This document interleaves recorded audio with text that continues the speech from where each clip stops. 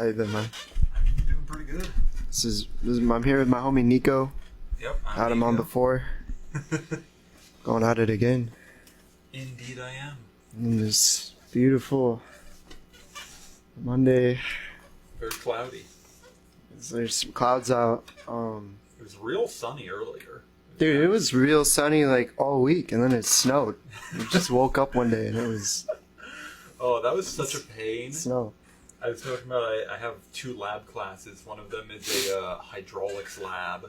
So we have to do like measurements of water. And most of it, all the labs except one, we do in artificial channels in the basement of Sloan. Except one lab, we're supposed to go out downtown to Pullman and, we do measurements in the actual stream. That's pretty cool.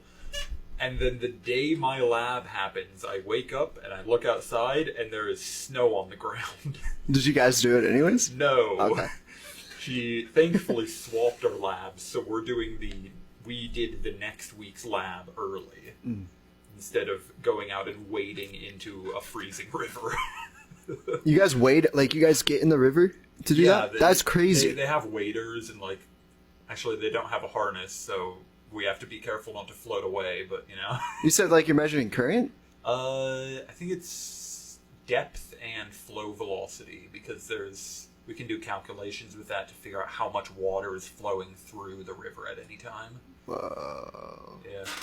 There's That's this whole USGS thing about if you measure how high the water is, we took measurements so we know how much water is going through there at any given time. Yeah. It's pretty nice. Did you see the construction they're doing over there? I haven't seen it yet. There's so much construction going on everywhere, honestly. Yeah, but apparently they shut down the whole downtown. Oh, for the I saw trees, that. which I think started. I thought I heard it started. I haven't been downtown.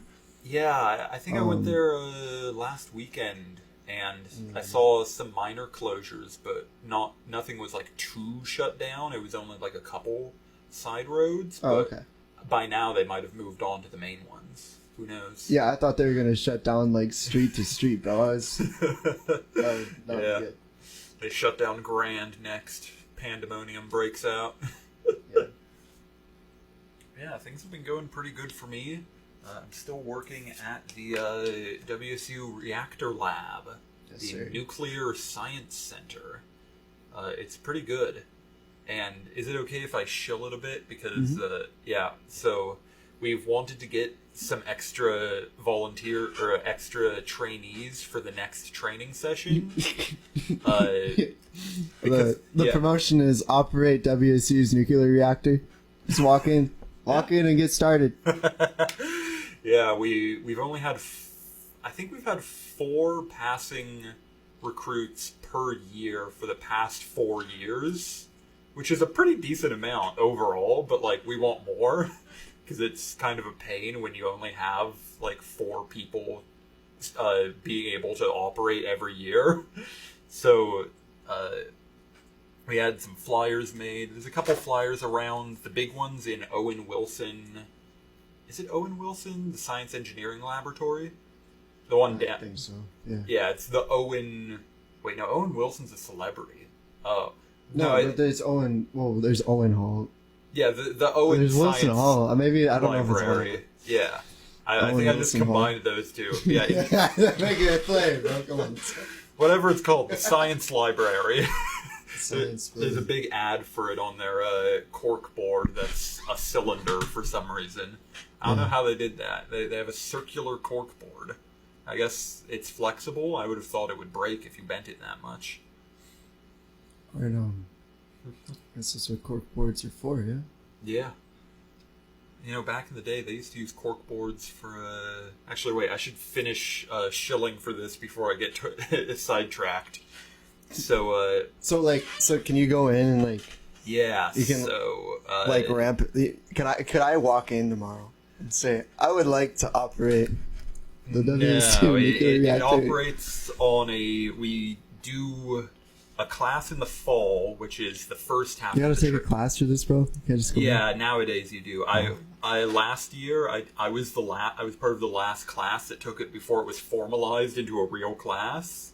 So back then it was just show up on time.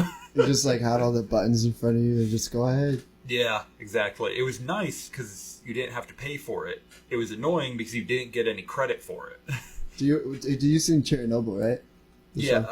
Parts of it. Do they have like that counter? Like the Geiger counter thing?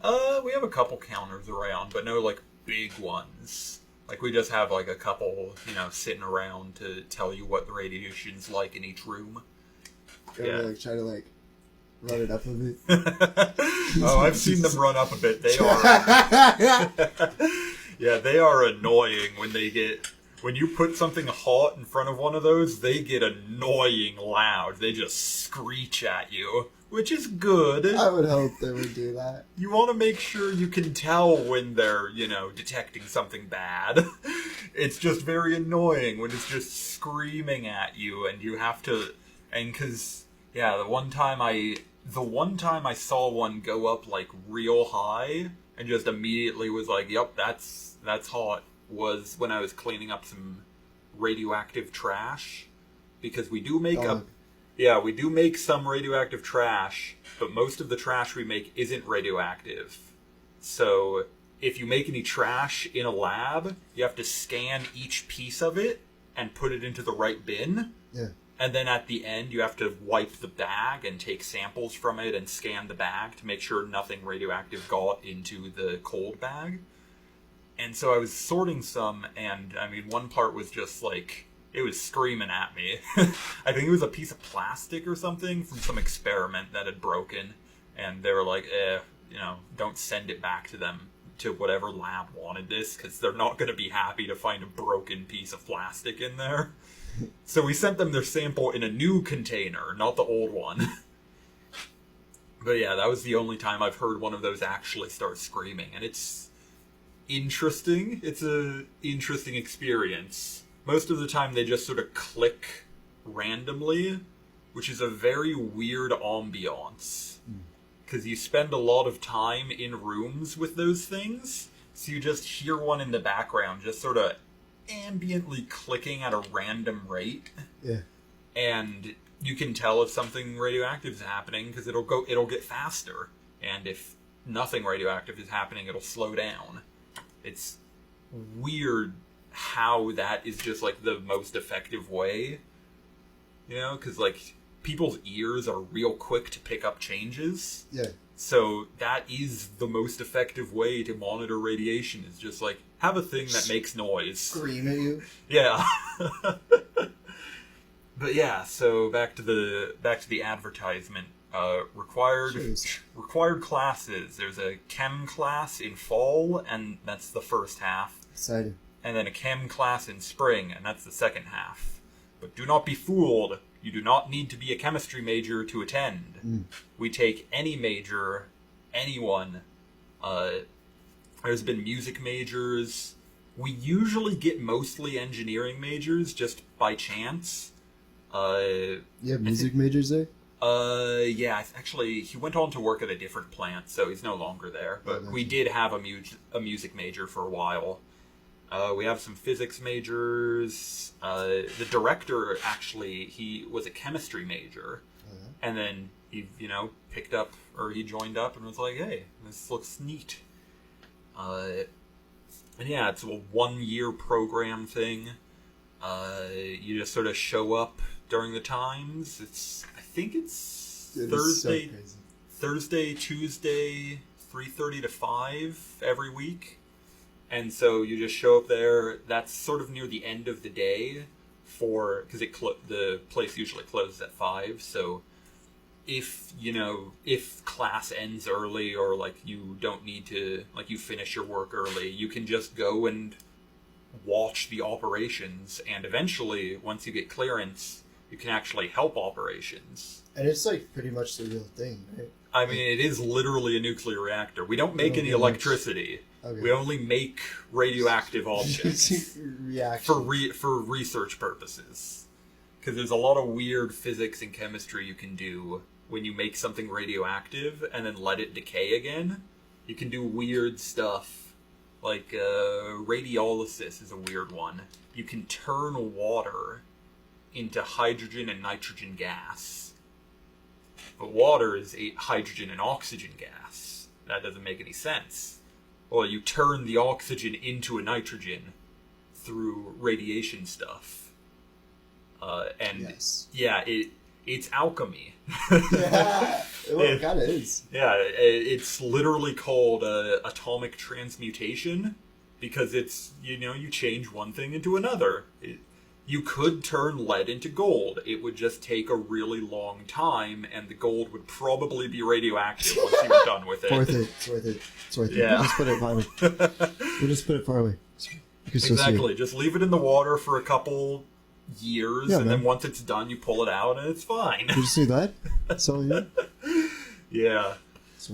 Yeah, there's all sorts of neat stuff. Plus, once you're done, you get a US NRC license. That's the Nuclear Regulatory Commission. They give you a license to operate that plant, and you can put that license on your resume, and it looks pretty good to have a nuclear reactor operator license on your resume.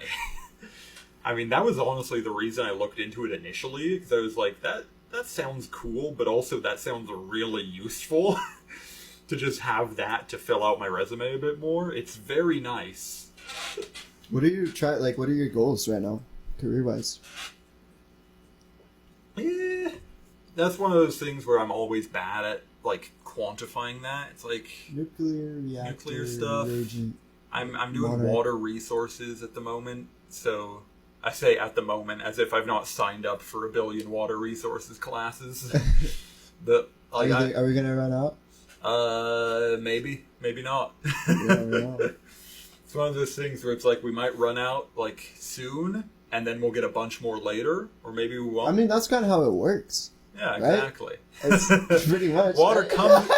It comes and it goes. It ebbs and flows like the tide. It's always around, bro. Come on. Exactly, it's the tide. It comes in and goes out. I'm in a climatology class, so maybe we'll have the general consensus is overall the world is going to get a bit more humid. So maybe that'll mean more water in certain places, but that water's got to come from other places. So I don't hear that brought up a lot, but I've heard it a couple times. This theory that it's gonna the world's gonna get more green if global warming is actually happening. The issue is that when it gets more green, it probably won't be good for the same types of plants that grow right now. And we are kind of dependent on the same types of plants growing. What are you saying, bro? We could eat bark. Come on. If we can figure out how to domesticate vines into a food source, we'll be fine. Dude, all these banana trees, bro. That are about exactly. More tropical regions, more bananas, more fruit. We're gonna be absolutely fine. Less Floridians to feed. Exactly. We'll shed the load when Florida sinks into the ocean. Bro, yeah. I got no worries. Nah. Yeah. Do you know anything about Brownian motion? Brownian motion. I've heard of that. It's something to do with where you look at microscopic particles. They sort of move around randomly, I think. So my understanding is with fluids, and I mean, I think it applies to any particle, but they really use it. They use it the most for fluids. Yeah. As a basis, but it's essentially the movement of molecules in water. Yeah. So when you throw a ball, you can predict where the ball was going to land, even given other factors like wind and everything. You can take a lot of measurements and pretty accurately know where an object that you throw is going to land, where a rocket is going to fly to, all of those. But we don't have a good way of predicting, and through that you can predict the molecules, the particles within that object. Yeah, the particles of the ball that you throw or the rocket. But we can't predict, to my understanding, we can't predict fluid particles. But do you know if that's true? Because then I was talking to a guy that was saying that we could. He was saying that he I see what you're meaning. I've heard both sides, but there are certain things we can pretty reasonably predict, the movements of fluids in most conditions. But turbulent fluids are really hard to predict. Yeah. There's this famous problem. It was called like the tea leaf problem or something, or some guy in South America, like a physics major, was brewing tea, and he would have a cup full of dried tea leaves, and then he would pour hot water from another cup into it, and then afterwards he would put the cup down and notice that some tea leaves had gone up the flow of water into the hot water cup. Whoa. And it's one of those unsolved problems where like there's no real computer powerful enough to simulate that, and no one can perfectly describe why that happens. But I could do that now. Like if I got I think it requires hot water. Yeah. And like small enough particles, like it was very finely ground. It was some weird unsolved problem of fluid dynamics that, I mean, I don't know if it's been solved by now, but it seemed pretty tough at the time, so I wouldn't hold out hope. Yeah, man. Yeah, if you asked me to figure that out, I would have no idea. Crazy. Maybe there's a whirlpool or something that, it just flings the tea leaves up. It has nothing to do with the flow. Wait, like maybe it travels with the steam. I don't know. The steam lifts it up. Maybe. If it's small enough, maybe. But steam usually like boiling the water, that gets rid of impurities, because the water just boils away and leaves everything behind. But I don't know. It's one of those weird things where it's like, we know a lot about physics, and then we look at a specific edge case, and then we're like, how does that work? And then no one can answer it. It's like, we can tell, we can perfectly predict this thing in like 90% of circumstances, and then we change, and then we just scale it down and change something, and it's like, I don't know how that works. It's a completely different thing. Yeah, bro, it's like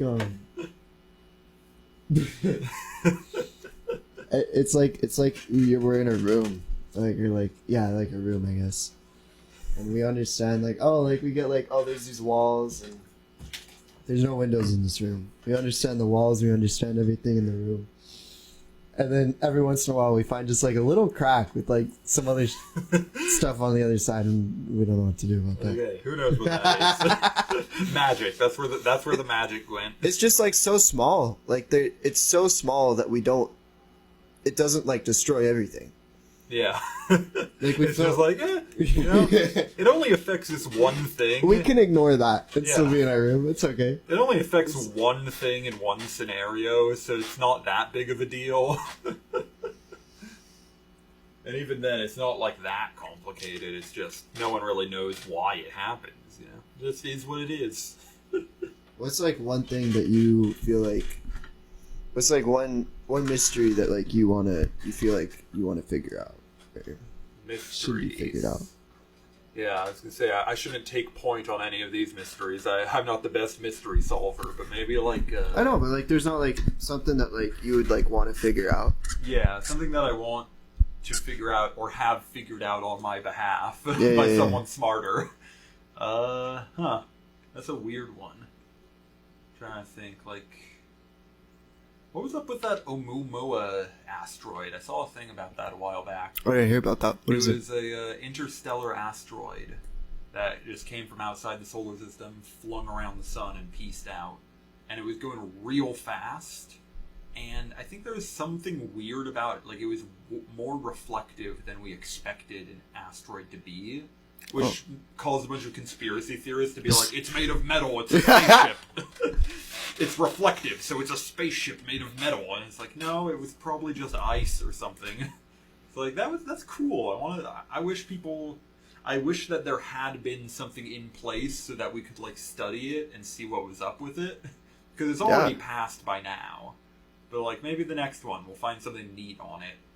Although, to be fair, a lot of science fiction horror movies start with someone intercepting something coming from outside the solar system. We'll have a robot do it, bro. It'll be fine. Yeah, send the robot in first. Send the robots. Actually, wait, I think that's the plot of 2001. What's the robot breaks. What's the current like take on outer space life, bro? Because I know like for a while they were finding a bunch of planets that were in the right like zones, but yeah, it's the issue of like they haven't. We don't really know gone beyond that. what's up with it, and there's also a statistical problem. There's this thing called Fermi's paradox, where if life on Earth wasn't an incredibly, like, if life in the universe wasn't incredibly rare, then we would have heard some of it by now, because the universe has been around long enough that some of them would have figured out how to make radios. Maybe we have. Maybe. But, like, you'd expect something to figure out how to make a radio. It only took us a couple thousand years. Can't be that hard. But then we don't hear anything, so either life is incredibly rare and just, like, so rare that, you know, nothing happened near us in close enough in time for us to hear it, or it was something about great filters where, like, life tends to whittle itself out after a while. So the classic example for this is, like, nuclear war. It's like life is common, but it advances to the point where they figure out how to make nukes, and then they all blow themselves up. And then, you know, that's why we don't see aliens, because they all blew themselves up. But it's like, that doesn't seem that likely. Dude, I don't believe that at all. I don't think that's any, like, you know, you could.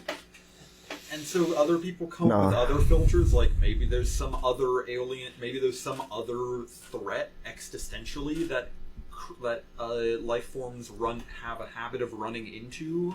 Or maybe there's something out in space that just likes, you know, knocking off random planets. That's called the dark forest hypothesis, where it's like there's everyone in space is paranoid and thinks that everyone else is out to get them, so they don't send no one sends any broadcasts. The thought was, it was something about, like, if but we do. Yeah, so it was still something about, like, if warlike species evolved to become, like, spacefaring, none of them would try to communicate with each other, because it would be like shining around a flashlight in a forest full of hunters. Because except if the hunters were also, like, deers and bears. Yeah, it's stuff. Like it's like being afraid of, like, it's like the first person to step out, you know, is the one who gets shot first. So no one wants to take that risk. But I mean, I feel that. We've been doing that hella, bro. We don't give any. We don't care at all. I have not seen an alien spacecraft blow up, like, New Mexico because they sent out too many radio broadcasts. To me, it's like, I mean, it makes more sense that we wouldn't know just because of communication deficiencies. Like, we assume that they would speak a language like we do. Everyone has to use radio, and they have to use it in the same way we do. Exactly, but, like, the chances of that are almost, like, 0 to none. And if they don't have the same communication system, then how... We haven't even found all the animals on our own planet. Just because of communication issues. If all the animals could talk like we did, we could just ask them and be like, "Hey, is there anything in that cave?" Yeah, we would know everything, bro. We would know where every single animal was. But we just, like, there's communication differences. There's, like, we use our eyes, we use certain organs to sense certain things. True. And even there's animals on this earth that have no idea that we exist. Earthworms just have zero concept of, like, what we are. Stuff in caves. At the bottom of caves, just living its best life, munching on algae and stuff. I feel like there's a high chance that, like, some organism could land on this planet that just, like, we have no sensory. We couldn't sense it if it came. Maybe it couldn't sense us. I don't know. Maybe we're like earthworms to whatever this thing is. Flat Stanley, you know, we're all 2D creatures, and then a 3D creature passes through our dimension. Exactly. We're just like, huh, what's that weird thing? But it just makes me mad that then these people come up with these concepts like, oh, well, there's no way that, like, someone would have talked to us by now, bro. We would have heard someone say something, dog. Yeah, there's another thing related to that. I can't remember the name of it, but it's a ratio where all natural languages that we've studied follow this sort of ratio where the most common word gets used a certain amount, and then the second most common and the third most common. I was wondering about that. Really? Yeah, and it's So it doesn't there's apply perfectly, but there's it applies definitely- to like 90% of languages.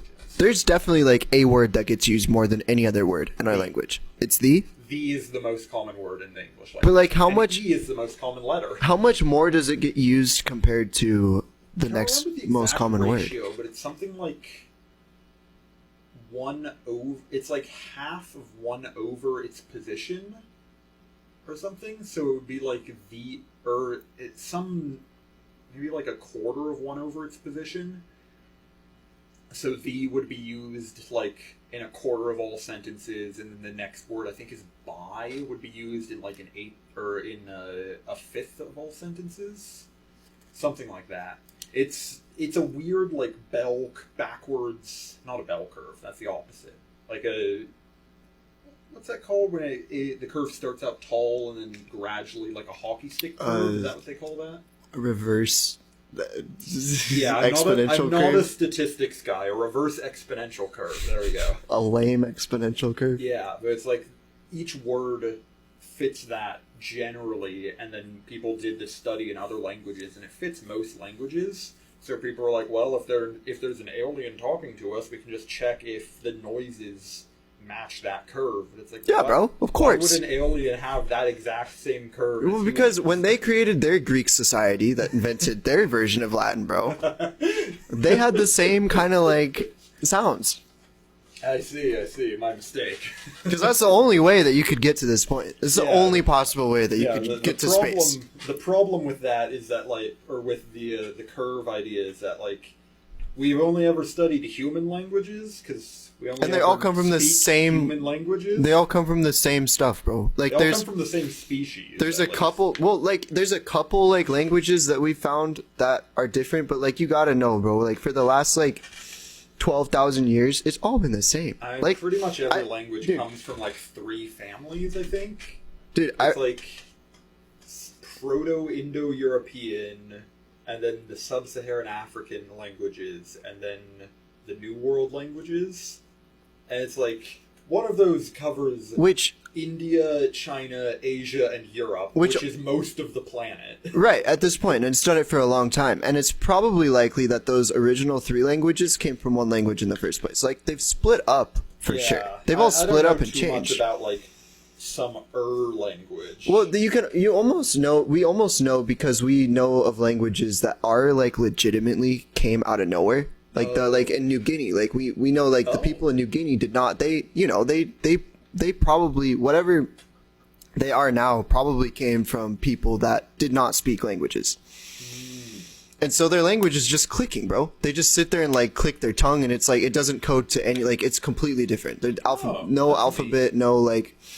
And so we know that you can make languages that are nothing like the languages that we have. And to me, that proves that the fact that all these languages are a little bit similar means that they came from the same thing at Or some at least point. they came from the same family. Yeah. Of things, at least. Yeah, I guess because it's like people in the old world sort of intermingled for a good while before language came around. There's a good chance that the Native Americans couldn't get to America without language. And that means that the languages that they speak or spoke probably were, originate.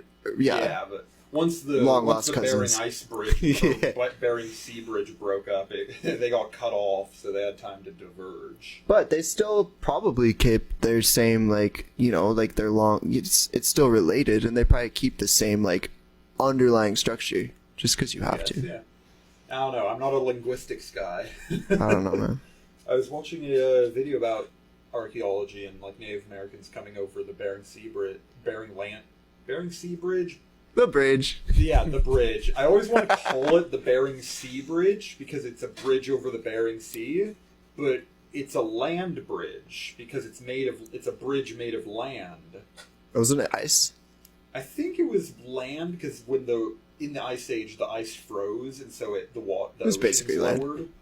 Oh, yeah. Yeah, okay. that's why. Yeah, that's right. how people got to England. Right. I'm pretty sure. It's because England used to be connected to the mainland. Same thing with Japan and Whoa. Australia wasn't actually ever connected, but it was very narrowly disconnected. Like there was a trench in the ocean between them, but it was a pretty narrow distance to travel, so people could just like boat across it pretty easily. I wonder what like the land would be like. It'd be so low. Like the temperature must have been completely different. Yeah, it was an ice age, so I guess. Or a glacial period. I had to relearn that because we're technically in an ice age, but right. we're in a interglacial, which means that there's permanent ice caps at the poles, but those ice caps don't come down and cover all the continents.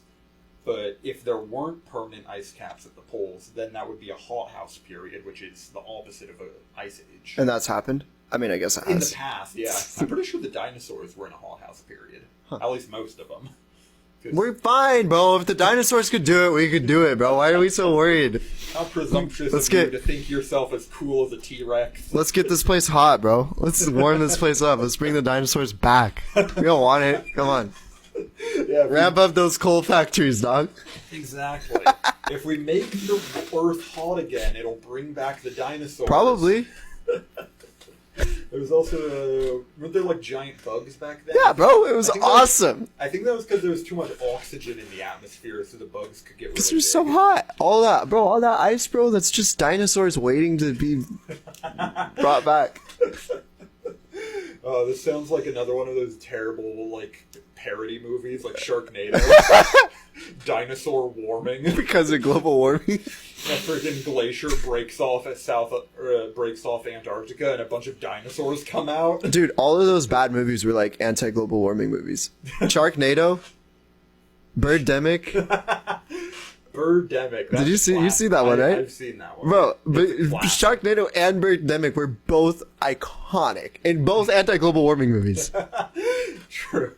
Dude, I was watching some terrible movies with the boys, I think a month ago, and I'm glad to say that the art of parody movies, it persists. Terrible parody movies.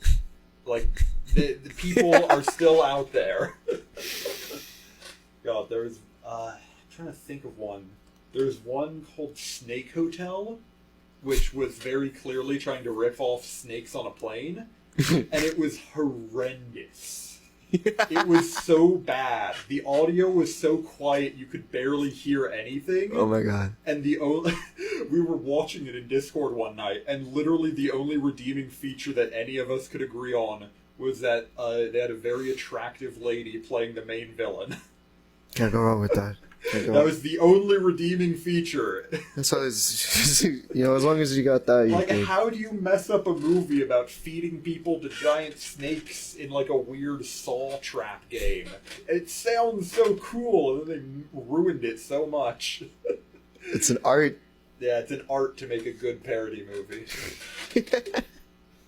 Oh, there was another one. It was called Bad CGI Gator, where someone throws a laptop into a swamp, and it imbues like a baby alligator with the power of bad CGI.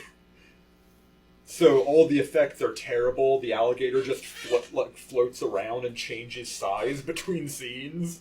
It's amazing. How did we come to this point where we were able to hurt ourselves so much just through film? Nah, Bad CGI Gator is peak movies. It is the perfect movie. This is the result of resentment from wars. This is the consequences of inventing the concept of film.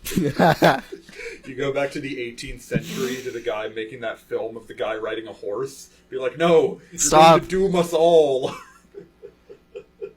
That man on a horse that's like 7 frames per second, it's going to be the end of civilization. Dude, kids are gonna watch these movies and just like that's gonna be their defining moment in life, bro. This Birdemic.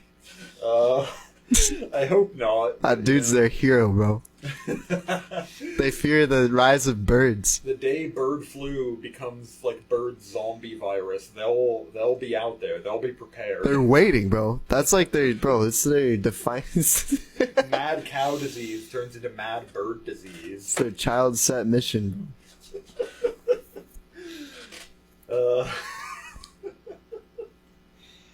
Yeah, things have been going pretty good for me. How's it been hanging around here? Oh, dude, just chilling. Just doing this. Chilling, as the kids say. Jay chilling, as the kids say. I am not up to date with the kids' lingo these days. Well, I'm begrudgingly up to date with some of it. I don't want to know what Riz means, but I have to. You must. Exactly.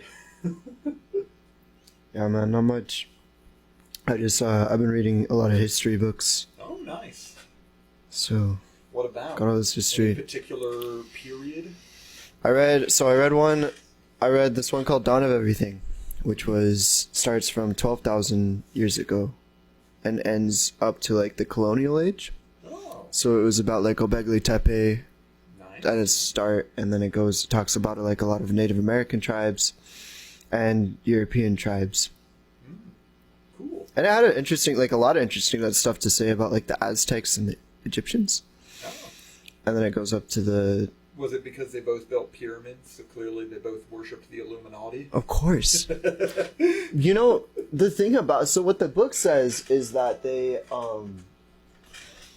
It talks about how they worshipped, like, the dead, obviously. I mean, at least the Egyptians did. Reverence for the dead and all that. But, like, it was insane, bro. It wasn't just, like, it wasn't just that they worshipped the dead. Like we get that. But they had this mead that they created that they would only feed to dead relatives. So their relatives would die, and they'd ferment this mead, and then they'd give their dead relatives. But guess what? Your dead relatives are dead forever, right? So they're not going to drink it. No. So they give them this mead for like as long as they lived. So as your family, like as your dead family grows, you got to make mead for all of your dead relatives, and you have to give it to them every year. Or on these continual like processes, right? Oh, so then like guess Day of the Dead, except for alcohol. They have to create this whole economy around making death mead. That's cool. And it just like, bro, that's like how like half the empire was built, because like they have to like this giant economy is created just like feeding dead people this mead, bro. And will say this and say hell yeah. And like, bro, like it's so crazy because like you look at our society and like we're running from death. Yeah. Like that's what like drives half the shit that we do. But these societies were like running head on for it, bro. And what do you like? You know, there's all this confusion as to like how the pyramids were made, and like, oh, there's no way, like. But the reason that we don't think, the reason I feel like we can't comprehend it is because imagine if like there was some project that we were working on, and it was like we're gonna build this skyscraper. It's gonna be it's gonna be the biggest skyscraper that we've ever built. Yeah. And you're gonna work on it. We're gonna hire you to work on the skyscraper, and you're gonna spend your entire life, and you're gonna build the base. And then your son's gonna build like the first 3 floors. I mean, that's how a lot of churches in Europe got built. But dog, they're like within 100 years, bro. These pyramids probably took thousands and thousands of years. Well, I mean, some of the churches took like 100 years, but most of them took like only a generate. Actually, I think there's one famous one in Spain that took like 400 years to build, but that's because there was a civil war in the middle, so they kind of had to stop for a while. But yeah, like that, monuments like that are crazy because it's like, yeah, dudes will see this and be like, yeah, put more on it. Yeah, bro, pretty much, just keep going. But it worked because the king, the pharaoh, they thought, like, hey, this is cool. Keep going. They thought the pharaoh was just one dude. It was the god, right? And so when he died, when they had kids, the son that became the pharaoh was in their minds, as far as they could tell, because of all of their like mythology, the same dude that came before him. So you have this pharaoh, you have this whole culture that's like, all right, you're the pharaoh now, and you're the same dude that was now Paul. Yeah, you're now John. John's been working on this pyramid, and it's like literally a video game, bro. Like you get in this video game and they're like, here's your objective. You're gonna do this mission, bro. Literally, I feel like that's what the experience had to be. You're just born in, and they're like, this new objective. New objective to build the pyramid. And when you have a society, like they were talking about these kings, they're so separated from their like citizens, bro. They're just in a different world. Like when everyone around you is telling you, like, oh yeah, you're raw. Yeah. You're the god. You're the sun god, bro. Don't worry about it. When every single person I know you used to be like a normal guy when you were a kid, but then your dad died and now you're raw. When every single person is telling you that every day, bro, like, I mean, hey, they're raw. So it makes sense to me because I'm like, okay, well, so you have this king who just is born, and his objective is just put more on the thing that we're building. Keep going. We need more bricks. More bricks on this. I mean, hey, it's the most efficient way to stack a lot of stuff in a way that doesn't fall down for a very long time. Yeah, That's bro. why everyone does it. When you're obsessed with death that much, like, I don't know, I guess. Plus, I mean, pyramid structures just stick around longer than any other structure. Apparently, bro. I mean, they're Isn't that crazy? Pile. They're real hard to knock over. Actually, when the Ottomans took over Egypt, I think, back in like 1700s, they wanted to destroy the pyramids because at the time they were really religious, and in Islam you're not supposed to have idols and like worship of like physical objects of worship. Right. And so some sultan was like, "Hey, I'm gonna be real cool and I'm gonna tear down the biggest idols in our entire empire, and like I don't know, build a mosque on them or something." And then he got like 3 months into it, and they had removed like 0.5% of one of them, and he just gave up and was like, "Yeah, never mind. This was a bad idea." They're pretty crazy structures, man. Like, it's kind of insane that they were built, but I don't know. I think that it could be done without aliens. I mean, maybe you need aliens. Yeah, aliens and dinosaurs. Figured out like, oh yeah, if you just like if you fill a groove in a rock with sand and run a copper saw over it, it can just cut things that are way harder than copper because the sand is like a little abrasive, so it cuts into the rock. Oh. Because sand is mostly quartz, and quartz is harder than granite. Wow. So as long as you keep pouring sand in and resharpening, you don't even need the saw to be that sharp because you're just sort of abrading through the rock. It's like sandpaper, except it's a sand saw. So they just have like two dudes, or they have teams of two dudes do that for a whole day, and then they just chop off like every second day they get a new block off. It's like, hey, if it works, it takes a while, but it'll work. It's crazy. I couldn't imagine doing that, bro. Yeah, I mean, hey, they got paid well. They're going to. They got paid well, and they got to get a little mini pyramid or a little mini tomb next to the pyramid. So that's got. Oh my god! They got death meat for life, bro. Death meat for death. Got to go to maybe a somewhat good part of the underworld. Yeah, let's go. I mean, let's go. Let's get some rock. I'll remember. Do they get sent to the Field of Reeds? The Field of Reeds? Yeah, I remember that. One of the Egyptian like afterlives is just called the Field of Reeds, which is metal. It's just an endless reed swamp. Now, like, that goes so hard. Yeah, dude, it was like, wasn't that kind of like how the Greeks were? They were like, they had like all this. The Elysian field, it's like pasture. Bro, for every single one, it's like the version of hell. The version of like the underworld, it's like literally like novels of description, bro. Oh, this fire that's gonna like burn you forever. Like, there's like this dude that runs it. He's got horns and like, all this description after description, bro. And then like you get to the part of heaven. The Greek one is literally like, yeah, there's this giant like field. It's like this giant like plot of grass. And you get to hang out with your family, bro. You get to like, it's kind of sunny. If you're really cool, you go to Olympus. But if you're just like okay cool, you go to this infinite pasture where you can farm all you want forever. Yeah. It's like, I guess that works. It's like one paragraph. Best case scenario. That's my favorite thing about Chinese mythology is it's just all like the Chinese state has existed for so long that it's part of their mythology. It's like, oh yeah, you want to go to heaven? Fill out this request form for the Jade, petition the Jade Emperor for entrance into the heavenly kingdom. And if you don't, you'll get sent down to the underworld kingdom, where the kingdom of the underworld will fill out your name in a ledger of the doomed. It's just a bureaucracy. That's how. There is literally a thing called the bureaucracy of heaven in Chinese mythology. Oh my god! Oh my god! Like, that's cool. I like that. That's neat. Yeah, I don't know what their like middling is in Chinese mythology, because like most mythologies have the good place and the bad place and the medium place. So I don't know what theirs is. They're like hella like it's just all the Western ones are super dualistic.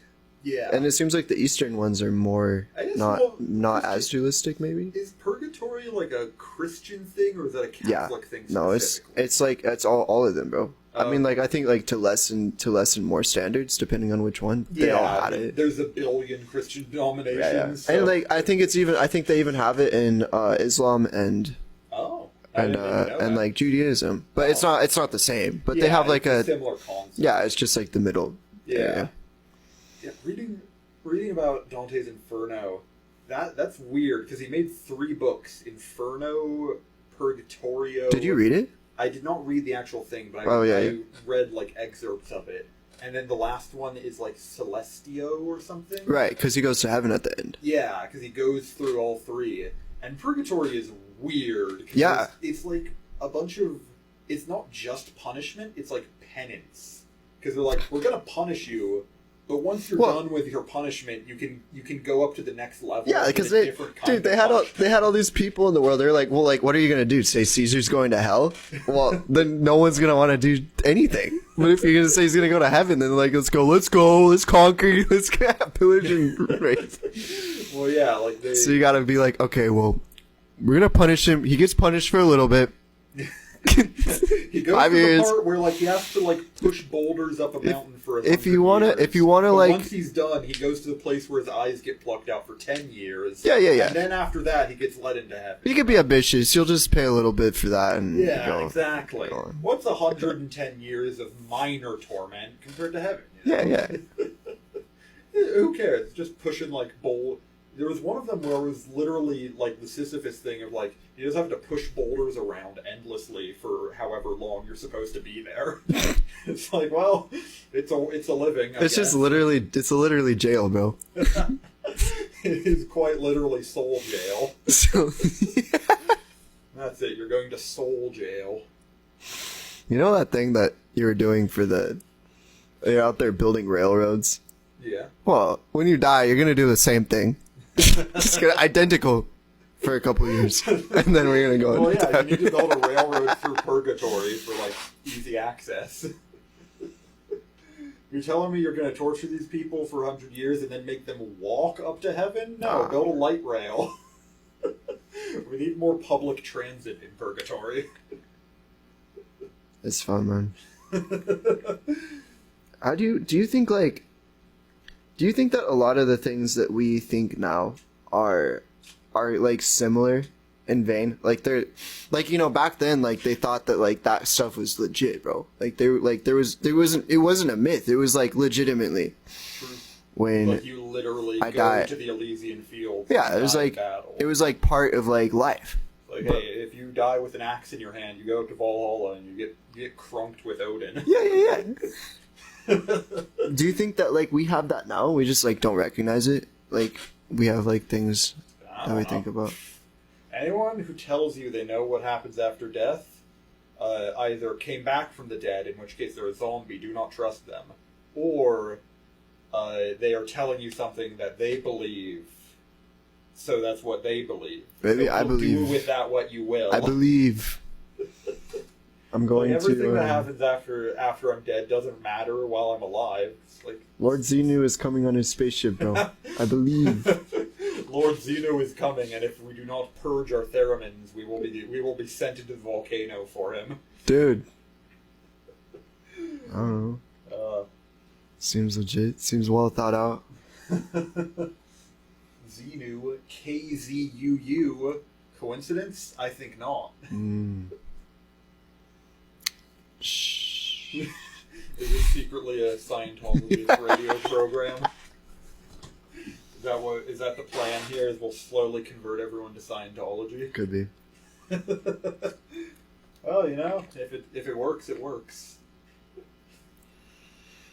So I read that, and then I read Guns, Germs, and Steel. Did you read that one? I've heard of that one. You should read it. You should read all of these, bro. They're really good. Nice. But that one's iconic. Nice. The big theory in that one is that the reason that some continents got like way more advanced than others is because if you take you take Europe and it's stretched horizontally, and you take Africa and it's stretched vertically. So there's different climates. Different climates, exactly. So if there's a part of it that's in a good climate in Europe, you get a lot of that. The trade goes all the way through. So if and more than just like a good climate, someone developed like a crop on one side of Europe, they could trade that crop all the way across. So like China like developed rice, and then rice could be grown all the way to Europe, and Europe developed cotton, and that could be grown all the way through to China. Oh, nice. But then in Africa, it's really tall. Cultures would make like really, they would make a lot of like developments, and like would make these like really great different crops and different like achievements, but then you couldn't go up or down. If you're in the you Sahel and you want to trade something to someone who can use it, you need to cross the Congo jungle to get to the other temperate part of Africa. Pretty much. It's like the temperate part, desert, temperate part, jungle, temperate part, like more coastal. I want to go to the Congo so bad. I've heard it's not the greatest these days with all the jungle and like civil war. I'm not a fan of jungles, I'll say that. Why, bro? They're so cool. Oh no, they're full of things that fly and sting and bite. Let's go. Let's go. Not too fond of jungle. These hands were meant to climb trees, Nico. Let's go. Embrace your monkey nature and just return to... I want banana. The masculine urge to eat banana. Climb trees. Let's Climb go. trees, eat banana. I'm not much of a climber, so I'll leave that to you. I think it'd be cool. True. I wonder what the air would be like. So heavy. It'd be very humid. It's a jungle. So humid. It's like being out on the Olympic, except always and also hot. Could be one with the monkeys, Nico. Have monkeys call all that. men crave. Yeah. They're keeping it from us, bro. They're telling us don't go to the jungle. There's malaria. They're lying. Big Brother says don't go. Big Brother says don't go. Malaria. Free thinkers say malaria isn't real. Become a monkey. Sleeping sickness isn't real. If you don't wake up, you're just very sleepy. Yes. You say this sarcastically, but it's true.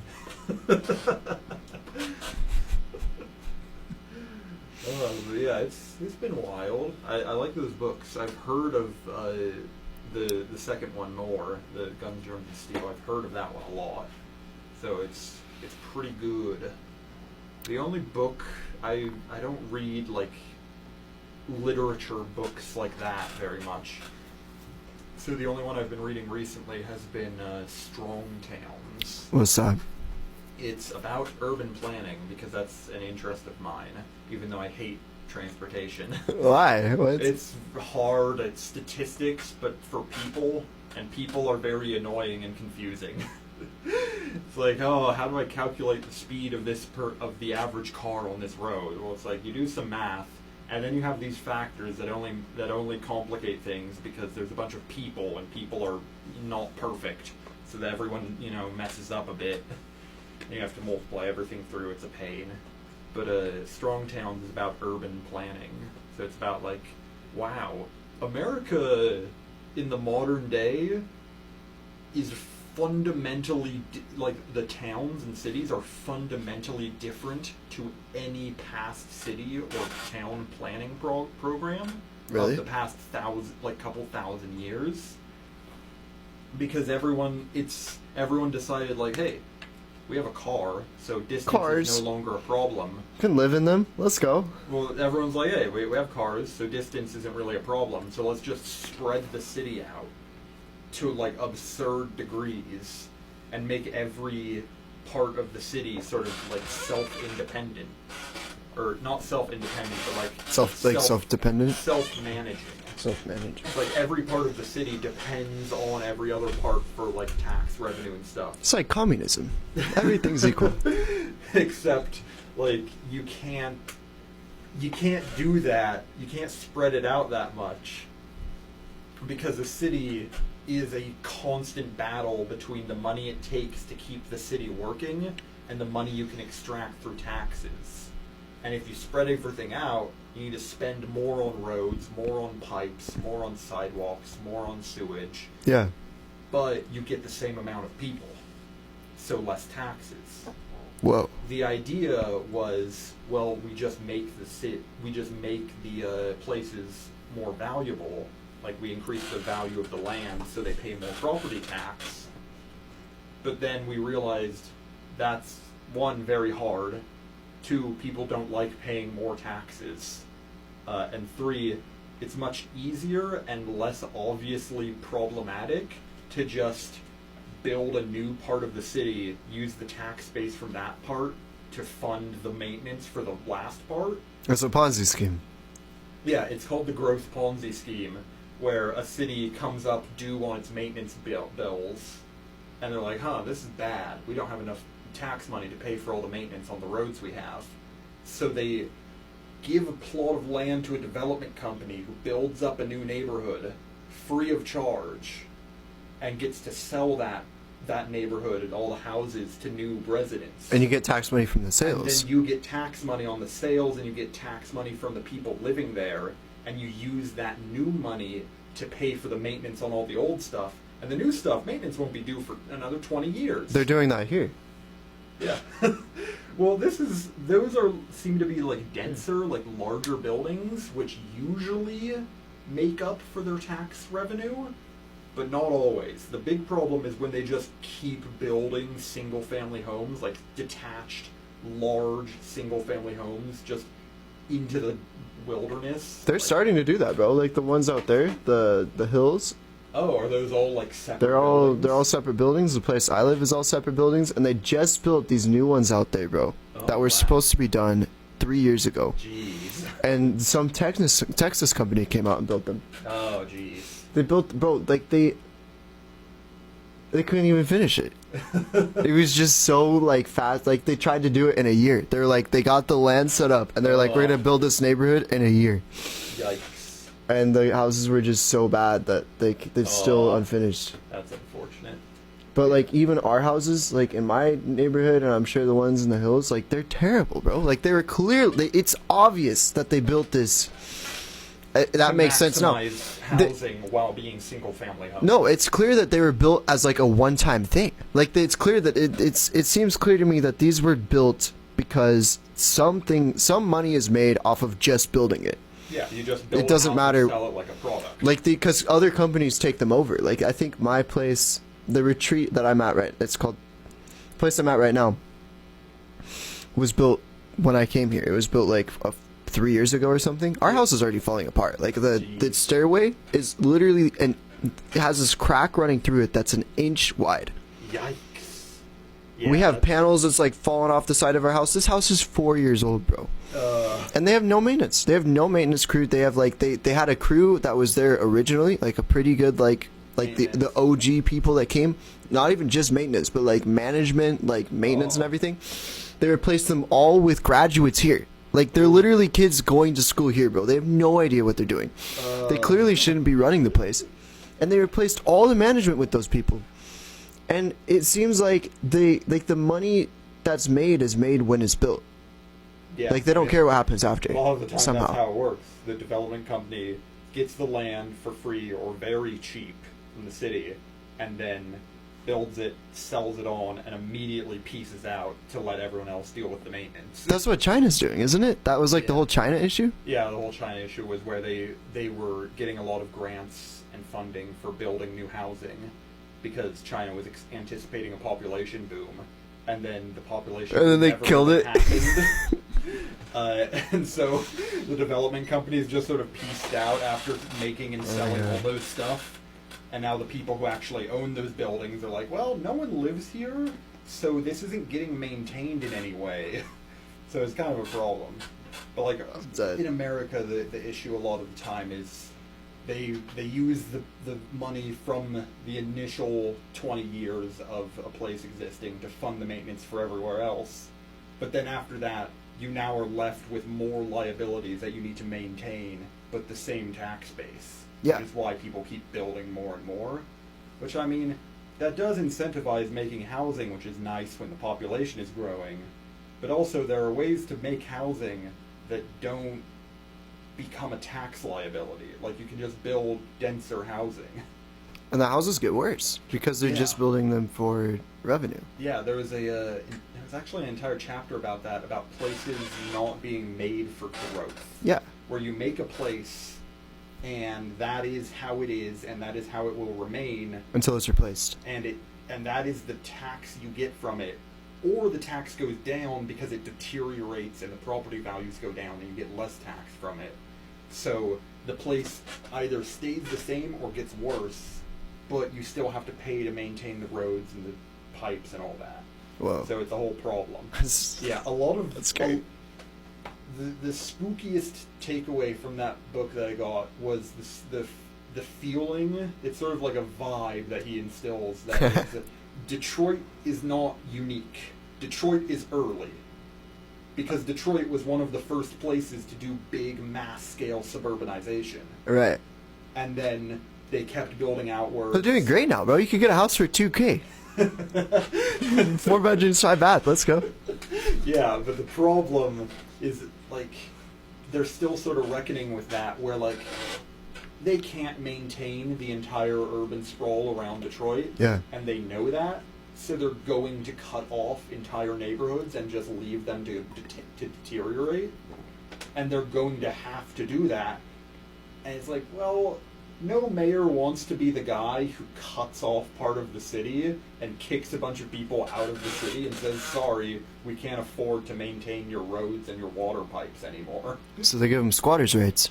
Well, I mean, it doesn't matter what rights they have. They're no longer part of the city. I know, you give them squatters' rights, so I mean, you take away that, like, that's, I've heard in California, like, the squatters' rights are getting really crazy. Like, there's no way to call police on people anymore and get them out of houses. Squatter rights only come into effect if you've been living there for more than 7 years. I think the lowest is like 5 years. So if you live somewhere for 5 years, then you can invoke squatters' rights.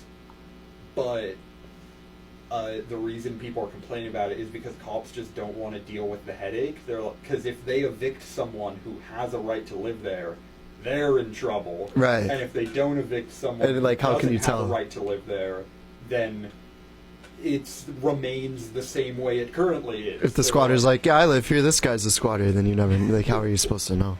Yeah, it's a whole thing where, like, because over the pandemic, a lot of courthouses were shut down, so, or at least closed temporarily, so a lot of this didn't get arbitrated, and then, you know, a recession happened, and so a lot of people are having issues with rent and landlords and rent going up in a lot of places, so this is being more common, but I wouldn't jump so hard to say that, like, oh, it's the tenant rights. Squatters' rights is usually used by people to say, like, oh yeah, these people aren't tenants, they're squatters because, you know, they missed one payment. It's like, you usually have a couple weeks to move out before you're considered a squatter. And so people call them squatters' rights because when you think of a squatter, you think of some dude in an abandoned building who's, like, cooking meth or something. You don't think of a dude who, like, is in the process of moving out, but his landlord keeps harassing him. Yeah. And it's like, yeah, a lot of it just comes down to what they call them. Because in most places, they're, like, reasonable, I guess. I don't know, I haven't looked too much into them, but they seem reasonable in most places. I'm sure there's cases on both sides. Yeah, like, it's just like, there's always, every law has edge cases where it's going to cause problems in either direction. But that makes sense, like, because, yeah. Yeah. I see what you're saying. Yeah, it's a whole issue. You have to figure out, like, it's also a whole issue because there's just, like, definitely, housing like, is so breach point. expensive these days. Cause it's like, bad, man. Yeah, but that makes, like, that's what I'm saying. Like, if they have all these empty houses, and they're just like, well, you could squat in them if you want. What's the issue here? You'd think the price would go down because they keep building houses, but they keep building the least dense version of housing everywhere. Well, listen. It's perfect. We'll have all these neighborhoods that we cut off, have no power or any, like, we're not paying anything for them. They're basically ghost towns. And if you want to buy one of these houses, it's going to cost you $2 million. But if you want to squat in it, we're not going to do anything. So, I don't know, like, if you got problems with the situation, I don't know what you're saying. You have free houses for you, unless you want to buy them. Actually, a lot of tenants and squatters' rights actually came from back in the day during, like, Manifest Destiny. People were going west to the West Coast, and a lot of people would be like, yeah, I'm just going to leave my farmhouse behind. It's not really worth much, and I can get way more over on the west side. And then communication wasn't that great over the entire U.S. and the Rocky Mountains. So, you would move out west, and your neighbors would be like, "Oh yeah, that guy hasn't been here in like 10 years. He moved west." None of us know if he's still even alive. So like, if someone moves into his house, we're not going to be that upset with it. Yeah, it makes Better sense. than leaving it to rot and ruin the neighborhood. Because it's like, yeah, at that point, the guy who moved into it is living there half as long as the guy who used to live there has been gone, and as long as he's maintaining the property and actually, helping it out, I don't think the neighbors would raise much of a fuss, and that's where a lot of these rules come from, where it's like, if you live in a place and the owner doesn't come back for like a decade, you own it, Might as well. If you own property, visit it at least once every 5 years to see if someone's living there. Yeah. And if you do not want them to be living there. Might as well get used somehow. When was the book written? It sounds pretty interesting. Strong Towns. It was written somewhat recently. I don't have it on me, but it was sometime after I want to say 2020. Oh, it's like super recent. It's very recent. Okay. Yeah. When did it say that they started doing the Ponzi scheme stuff? Well, the growth thing is it's kind of weird because every town started at a different date. It's sort of when suburbanization started in a place, that's when the growth curve begins. So when did big suburbanization start? In America, it was mostly It's 40s, right? I want to say more 50s and 60s. Okay, yeah. Late 50s, because that's when suburbanization only happened because of cars. Without cars, you have a few rail suburbs, but those weren't at all the same thing. They were much denser. They were basically miniature cities that were connected to the main city by a tram rail. But actual modern suburbanization only happened once everyone had a car and could afford a car and gas to drive to and from the city every day to get work. Back in the day, actually, believe it or not, LA used to have one of the biggest public transit networks in the world. Really? Yeah, because the size that LA currently is not that much larger than what it used to be geographically. It's just that back then they had this massive network of tram cars and trolleys and buses that would take you.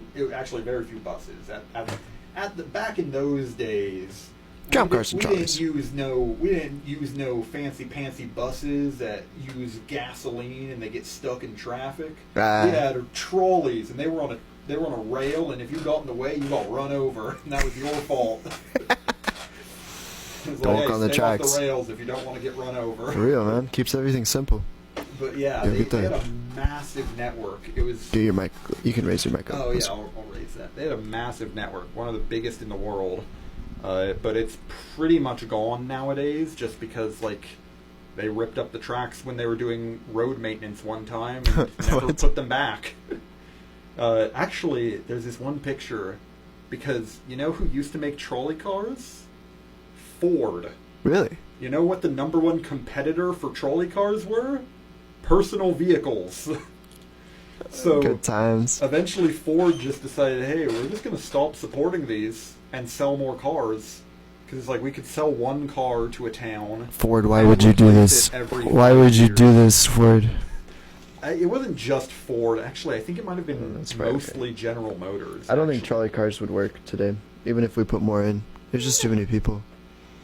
Well, no, actually, that's the thing. Really? Trolley cars get, most public transit gets more efficient the more people you put on it, because the denser a place is, the cars have to travel, I'm trying to figure out how to phrase this, because it's a delicate thing, but there is a way where, as you densify a place, people need to travel shorter distances, so the trolley cars usually...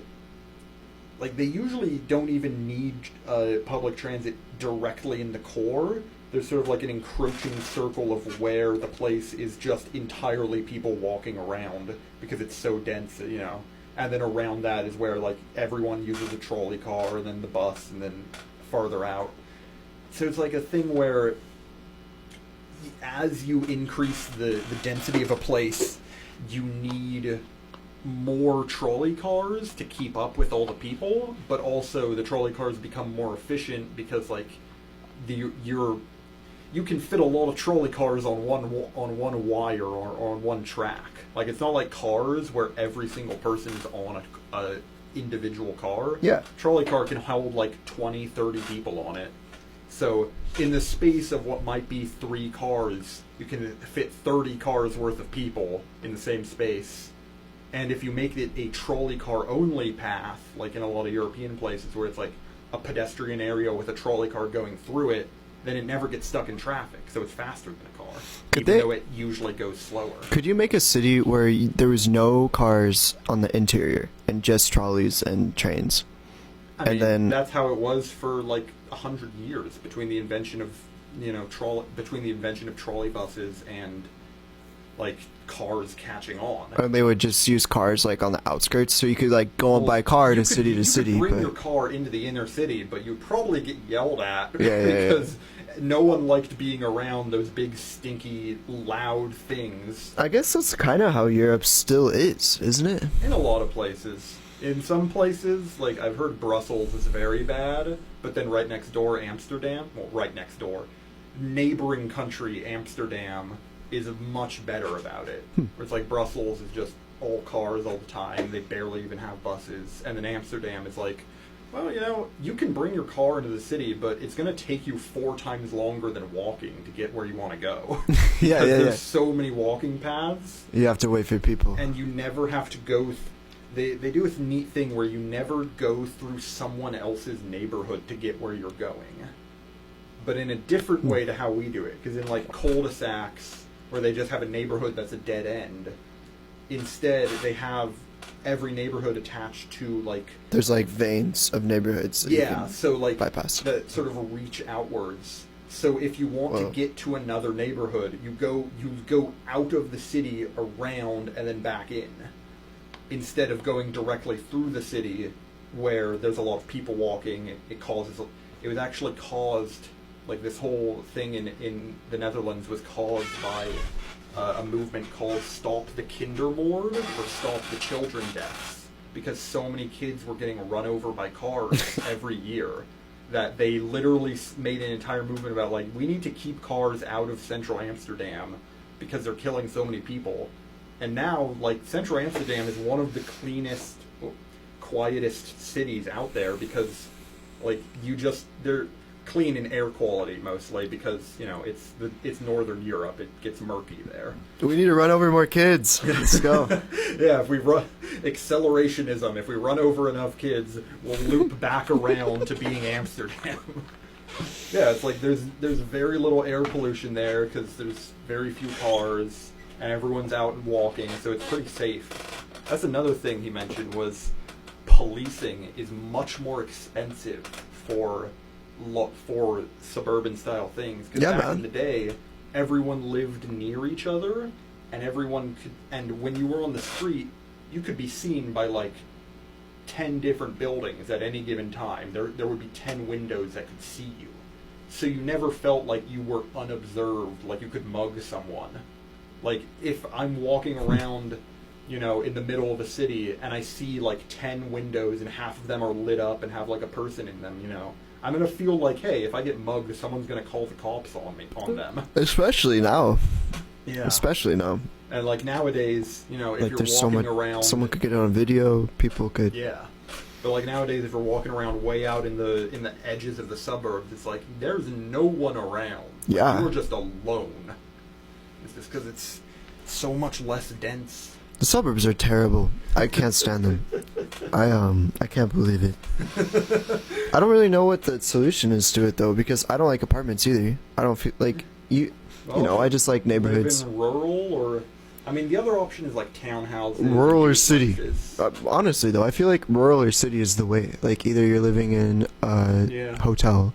I mean, that's how it was for like a long time. Was hey, there's 2 modes of living, which is You live in the city or you live outside of the city. I think and that outside of the city, you were either a farmer or like a rich dude on a mansion, and inside the city, it was that gradient. you're either in the sewer or in a or in the hotel. cities, it was like a gradient of like, do you live in like, you know, a single house that's between two other houses, or do you live in like a duplex or like a 3-story building, and it would slowly rise up to the middle. But now it's the opposite.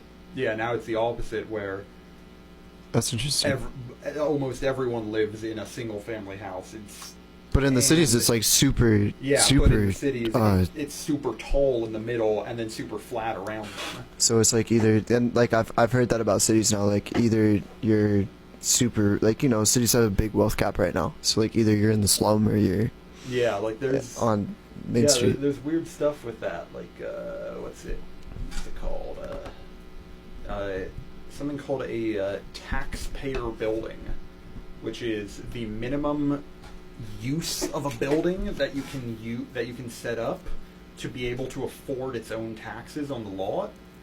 So if you're driving through a city and you see a 1-story building like in a downtown city that just has like 3 shops and a vacant storefront in it, that's probably a taxpayer building, because the guy who owned that plot of land, he wants to wait until that plot of land gets more valuable before selling it. Right. But if he just keeps it, he has to pay property taxes on the already pretty valuable land. Right. So he just makes the smallest, cheapest building that he can afford, that he can put on there, that will then make back the taxes in rent. Oh. Which, I mean, that's one way of doing cities, but It's it's not so very wild, efficient. bro. Alright, dog, where did currency come from? Where did we develop this? I don't know, people got tired Interesting. of bartering, and so they were like, let's just... Yeah, they were like, hey, let's just make up one single thing that I can give you, like, I can give you wheat for this, and then I can use this to go get bread. On a scale Instead of giving wheat to you for, like, fish, and then I'll give fish to the guy to get bread. Currency doesn't go bad, it doesn't rot, and you don't eat it, is a very important thing. on the scale of 1 to 10, how much do you trust it? Currency? Yeah.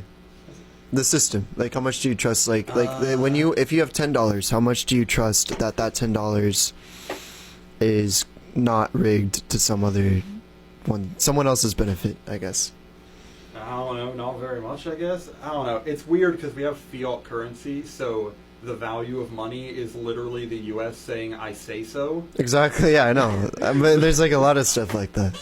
But it's like, also, that's a very hard thing to shake, because the U.S. is very powerful on the global scale.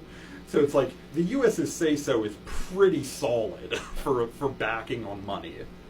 Like, if the U.S. stopped existing someday, then yeah, all the money would happen, but that's incredibly unlikely. It's like, in that rare case, you want to go back to gold coins, because those will definitely keep their value. But it's like, the U.S.'s say-so is a pretty solid basis as we speak at time of recording. Does gold just keep its value because it's so rare and like kind of interesting to look it's at? so rare and hard to make that like people are it's like, not damn, I respect used that. very much.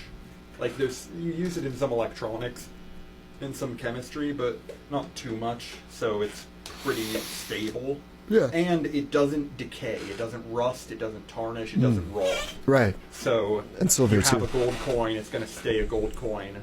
If you made an iron coin and you left it outside, it would slowly rust, and after a couple hundred years, it would be like nothing. So it's like the value of these things is just the fact that they last, which I get. Well, yeah, it's because everyone agrees, hey, this thing has value, and it's rare, so it's hard to get, so it's hard to make fakes of. Which means that the most valuable thing is the thing that lasts the longest, right? I guess, yeah. What do you think lasts the longest? On What an element? atomic time scale, iron atoms. On a practical time scale, gold. Really? Gold Yeah. lasts longer than, but like of every element, of all the elements there are, that lasts longest Well, before it changes. yeah, I guess. like on the macro scale, the scale we operate on, gold is probably the best because it's a noble metal, so it doesn't rust, doesn't decay, doesn't tarnish.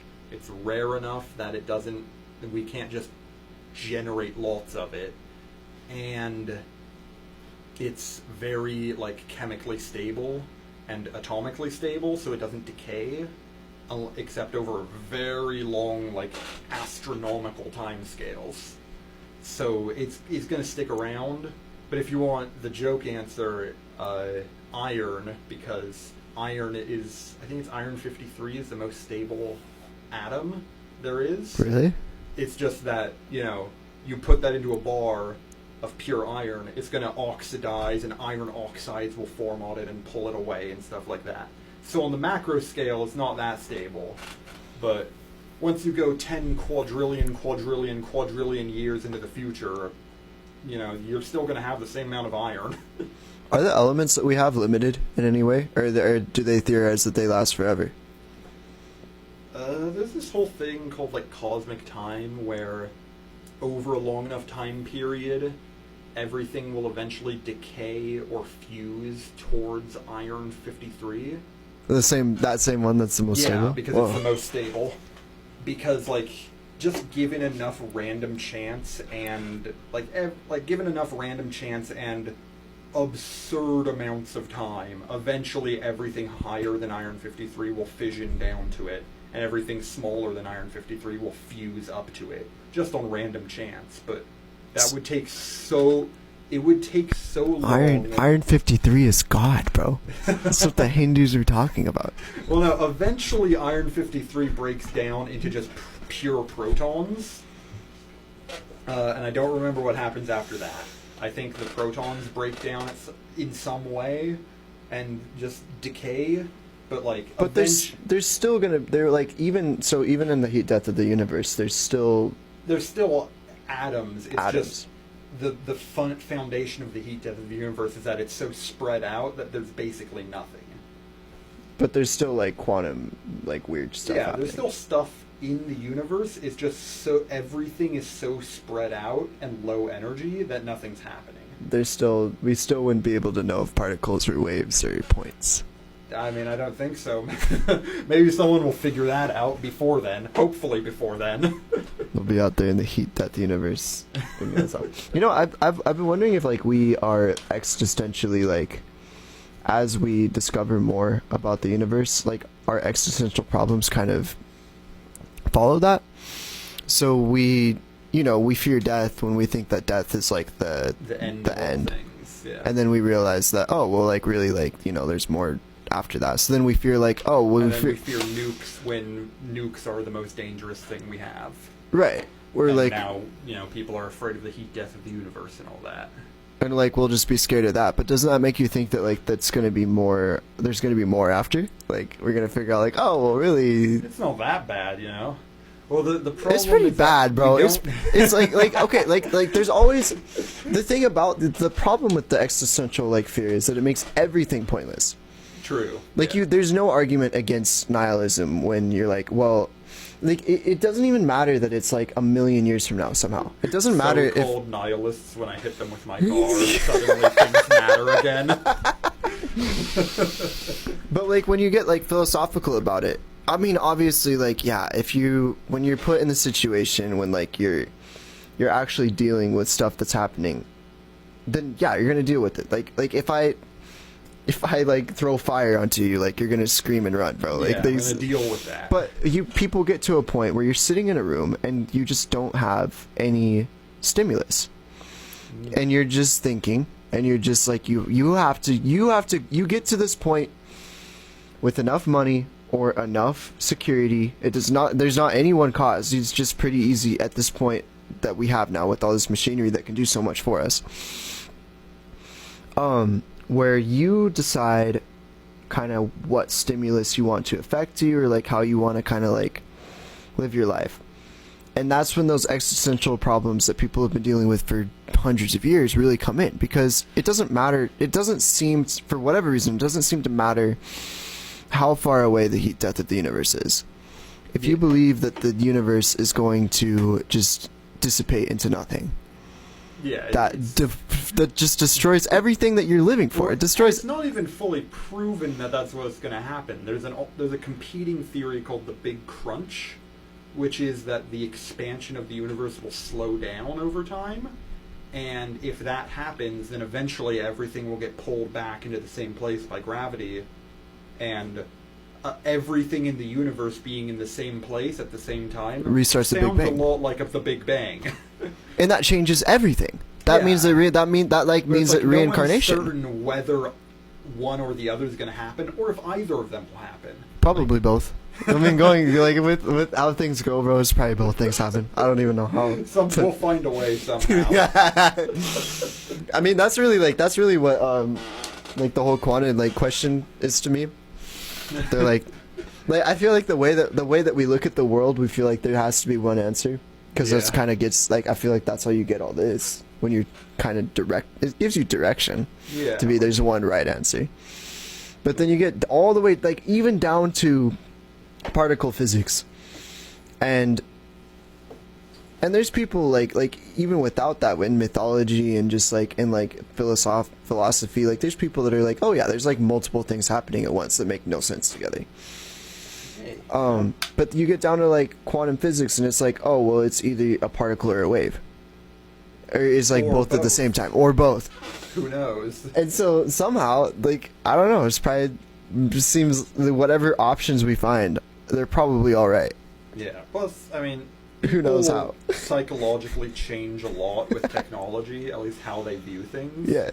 Like, if you look at a psychology textbook from the 1800s, you'll notice a lot of stuff about letting off pressure and, like, wild. how things build up in your head, and you think, what was the biggest technology in the 1800s? Steam engines. Ah, I'm And dead. they're all talking about pressure and letting things build up in your head and, like, relieving that pressure, how that's important. And nowadays, you see a lot of stuff about, like, you need to defragment your brain, and you need to, like, reset your brain, and you need to, like, step back and let it cool down. And it's like, well, we use computers a lot, and you need to reset those regularly, and you need to let them cool down. And a lot of people, like, they frame how they phrase things around what's around. From the technology, you think Yeah. like the way that A we lot think of- is like, A lot of it is like maybe not the actual thoughts themselves, but how it's the way they we say understand them. it. Yeah. Yeah, although I guess there isn't much of a distinction between the thoughts and how you say the thoughts, but it's shaped by what's around you. And what But you it's like, know. it's the way you understand it. Like I Yeah. fixed my computer by resetting it. So if I want to fix my situation, Yeah, like I would say, Reset it. I need to take a break. I'm going to reset from life. I'll take a break. I would use the computer analogy. You ask a Victorian that to say, I'm going to relieve tension or relieve pressure. and maybe it's not And they're even an gonna use the analogy. steam Maybe energy. it's like a way of just like, well, this works for my computer, so I'll do it. And my computer's more complicated than I am, as far as you can tell. Yeah. You understand yourself better than you understand your computer, so then you're True. like, well, if it works for the computer, maybe it works for me. And like the same with the steam engines. Like, Yeah. if relieving pressure from a steam engine fixes a steam engine, then maybe relieving it from you fixes you. Yeah. Exactly. which is wild, bro. I've never thought about that before. That's Yeah, crazy. It's weird because it's like, how do we tell if the thoughts are changing, or if the way they're communicating the thoughts are changing? It's got to be that. It's all communication. It all comes down to communication. So if we want to destroy a culture, just give them like garbage, cheap, plastic technology that breaks in a year. You induce nihilism into someone by giving them only disposable flip phones for their entire life. Yeah, bro. They're like, I like Every- this flip phone, am disposable. Listen. I have a genius plan. Well, just everything they own, bro, it's just made out of the cheapest material, just the worst material. Congratulations, ship it over I to think them. You've discovered the modern human condition. We'll ship it over to them, and that'll be the base. Like that'll just be the basis for like their understanding of the world. Just cheap garbage. It's like cargo. It'll cults, affect except- everything, bro. It's like, genius. It's like cargo cults, but in a form of attack. It's genius.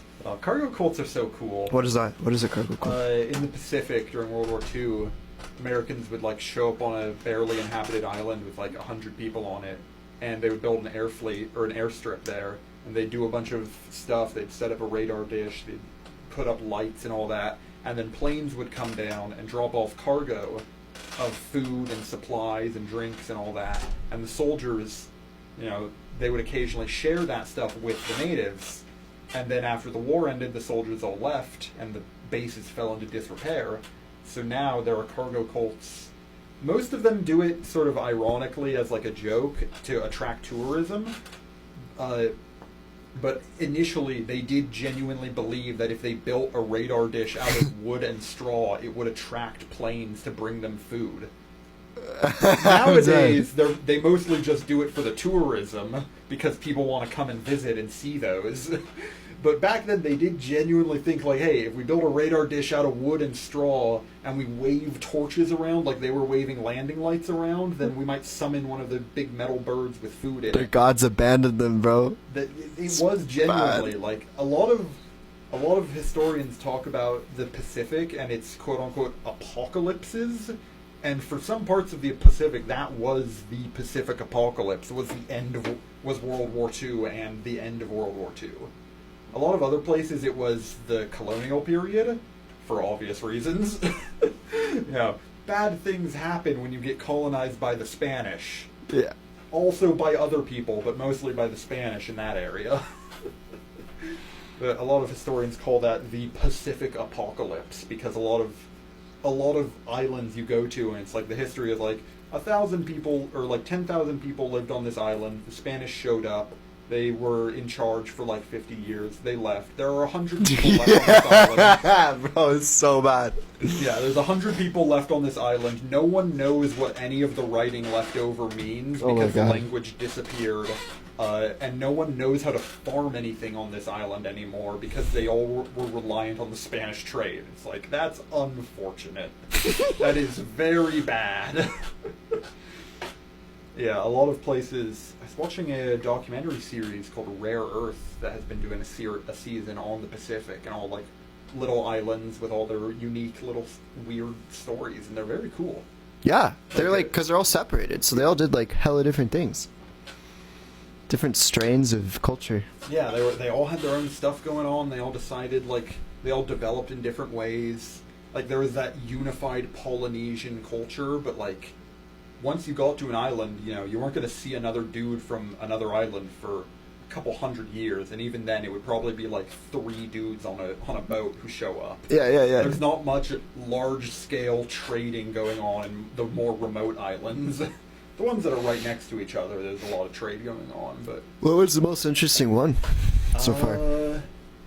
It was about drugs, so I don't know if that's like a foreboding No, topic. you're good. Okay. It was about... Just no swearing.